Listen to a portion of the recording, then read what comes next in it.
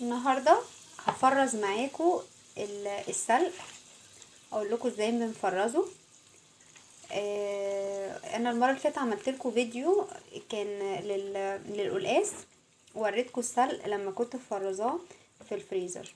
بصوا احنا بنشيل اللي هي العيدان بتاعته، وبنخلي الورق بس، وبنغسله غسله كويسه، وبنصفيه من الميه. وبعدين بنيجي في طاسه نحط الزبدة او السمنة او زيت الذرة، ايا يكن ايه هي المادة الدهنية بتاعتنا، وننزل بالسلق عليها.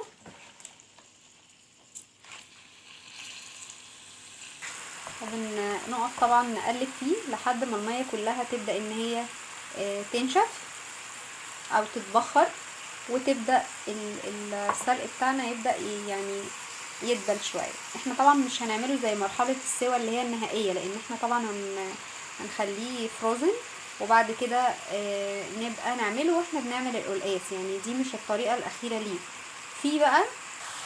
في ناس بياخدوا الخضرة اللي بتتحط معاه، الكزبرة، وبرضو بيشيلوا العيدان منها بيقطفوها يعني، وبيحطوها مع السلق.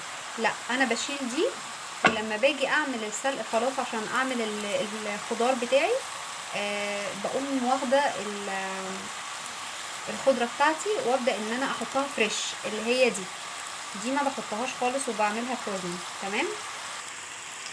بعدين اقلب كده، بدات الميه تتشرب،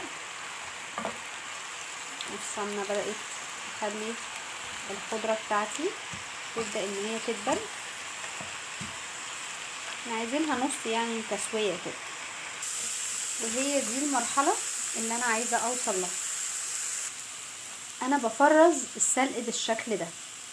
انا مش هعمله طبعا بقى واحمصه وكده، لا، انا بفرزه كده بالزبده بس، او السمنه او الزيت، وبسيبه يبرد، وبعد كده بحطه في كيس وادخله الفريزر. اطلعه بقى وهو على النار، وبكمل التحميص بتاعه علشان يتحمص بقى ويديني بقى اللون الغامق ده بتاع الخضره. هبدا ان انا اجيب دي فريش، اللي هي الكزبره، اقطفها يعني اشيلها كده من غير العيدان بتاعتها، وتتحط بقى على السلق اللي انا طلعته من الفريزر، واحط معاه التوم فريش.